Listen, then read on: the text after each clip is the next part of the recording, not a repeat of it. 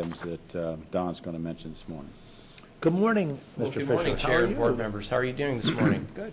Just before we get going, I was going to run in that 5K as well, and I went jogging for the first time in, I don't know, a decade or so. I'm not going. No. We have a VIP tent. You can have some of that coffee and red I'll be stuff. sitting with you, so that whole idea is down the tubes. I'm here to discuss with you, although on short notice, what I think is great news for OCX and Osceola County.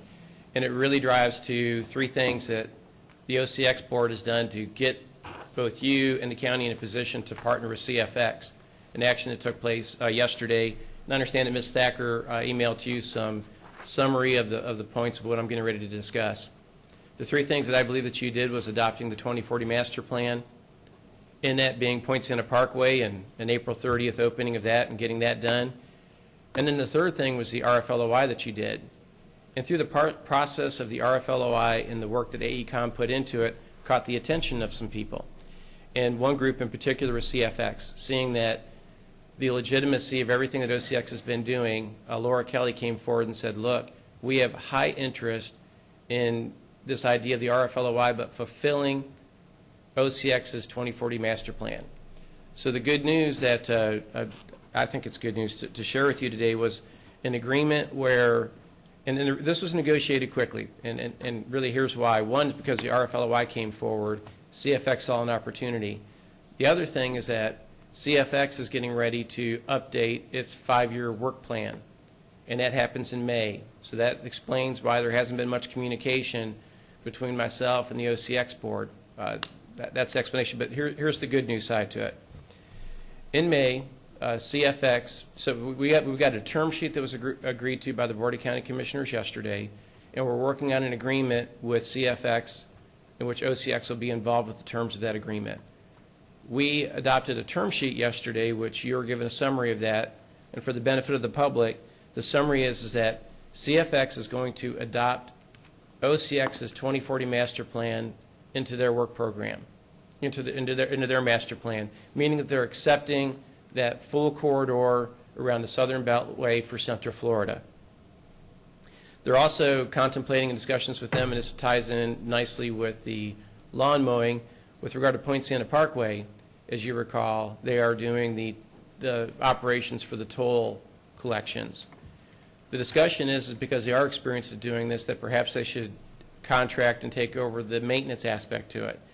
They've already got great negotiated contracts. I think any of us driving the system, they do a great job with maintenance, and it would be a logical thing for them, if they're doing the tolls, that they also do the maintenance as well.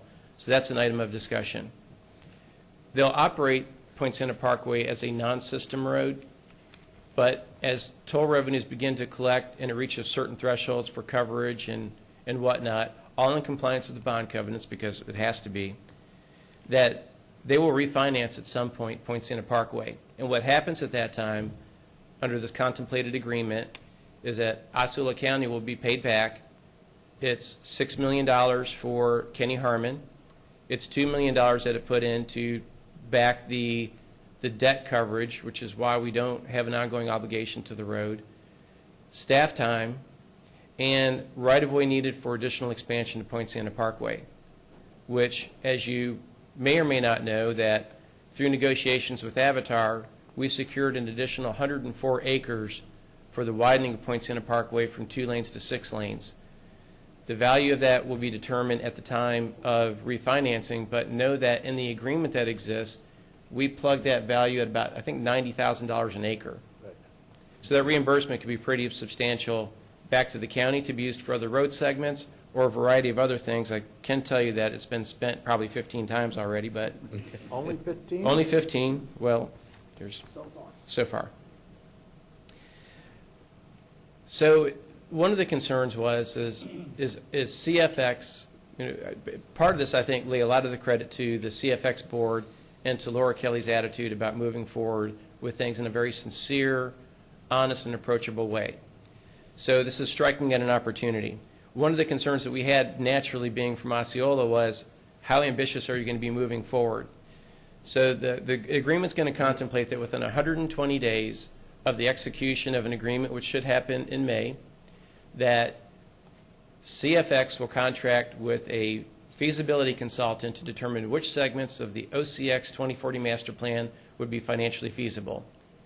And then within 12 months from that time frame, or they'll have a 12-month period to make that evaluation.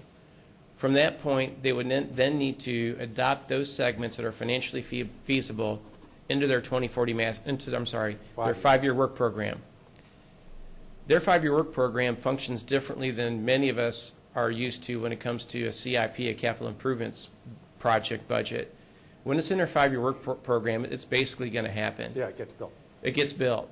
So we're going from a position, or the county and OCX are going from a position of wondering whether there might be either waiting for enough revenue to come from Poinciana Parkway to fund other segments, or go through another toll and revenue study to operate something independently, or a P3 to an organization that has a proven track record that actually has money in reserves waiting to do projects.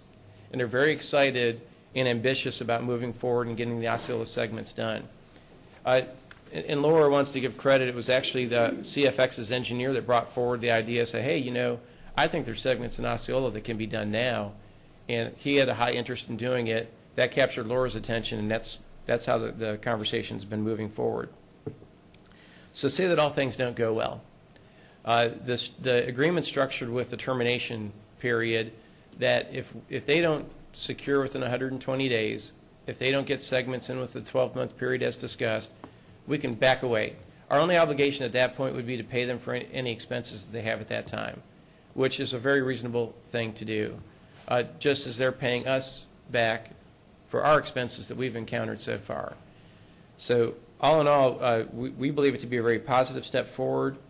The role for OCX won't change. Our approach is going to be is that OCX will be the contract manager with CFX in the same way that you would have had you hired Junior Davis to go build a segment of the road. We're going to ask, through cooperation of OCX, that you monitor the progress of CFX, that they're delivering in terms of these segments into their 5-year work program, that they're maintaining the roads in a proper way, that toll and revenue is coming in the way that it should, and so on and so on. So I don't see any change happening for you in any way, shape, or form, just that if you anticipated having a private company doing some of this work on your behalf, it would be CFX doing this work on your behalf. And I'm here to answer any questions, as well as Joe Thacker is here, and Mr. Rich as well. Okay, so